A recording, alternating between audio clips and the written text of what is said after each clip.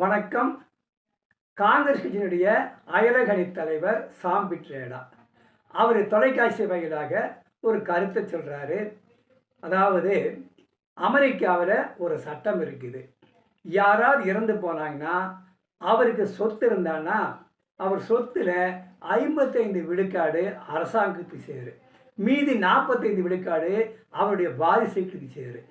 இந்த முறையை இந்தியாவிலையும் கூட நாம் செயல்படுத்தலான்னு சொன்னார்.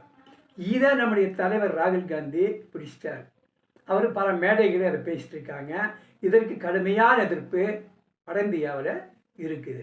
நம்முடைய சொத்தை எடுத்து அரசாங்கத்துக்கு கொடுக்கறதா அப்படின்னு சொல்லிட்டு, அது இல்லாமல் இன்னும் கூட அது காங்கிரஸுடைய தேர்தல் வாக்குறுதியில் வருது. அதாவது நம்முடைய நாட்டின் வளங்களை நாங்கள் கணக்கெடுக்க போகிறோம். எப்போ இவர்கள் ஆட்சிக்கு வந்தாங்கன்னா, இவர்கள் ஆட்சிக்கு வரப்போகிறது கிடையாது. 48 சீடு வருவது கடினம்னு சொல்லி கருத்து கணிப்பு சொல்லுது. நாங்கள் ஆட்சிக்கு வந்தான்னா நாட்டினுடைய வளங்களை கணக்கெடுப்போம். அப்படி கணக்கெடுத்து இல்லாதவங்களுக்கு அதை பிரித்து கொடுப்போம். அதில் முன்னுரிமை இஸ்லாமியர்களுக்கு தான் அப்படின்னு சொல்லி இவர் சொல்கிறார். இது 2006 மன்மோகன் சிங்கு பேசியதை பாரதிய ஜனதா கட்சி ஆதாரமாக வீடியோவை வெளியிட்டிருக்குது.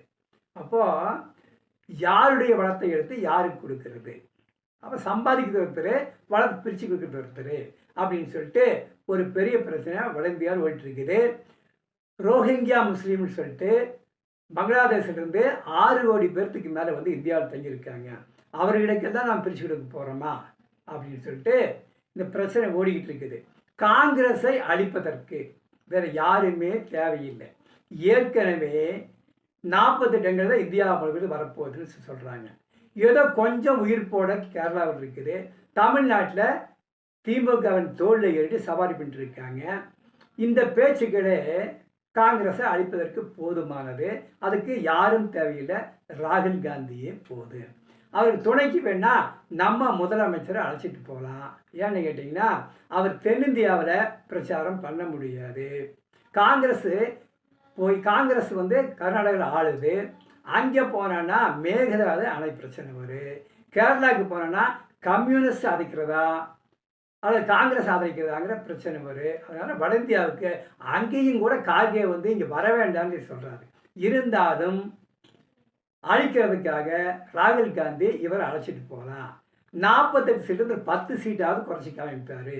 அப்புறம் துணைக்கு வேணா நம்முடைய சனாதன புகழ் அவரை கூட்டிகிட்டு போகலாம்.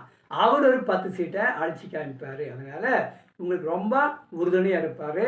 ஆகவே காங்கிரஸுக்கு சமாளிக்கிட்டுவதற்கு நீங்களும் இந்த 2 பேரும் தான் ரொம்ப பொருத்தமான ஆட்கள். ஆகவே இந்த நல்ல காரியத்தை செய்யுங்க. இதை போல் பிரச்சனைகளெல்லாம் பேசாமல் இருப்பாங்க. நன்றி.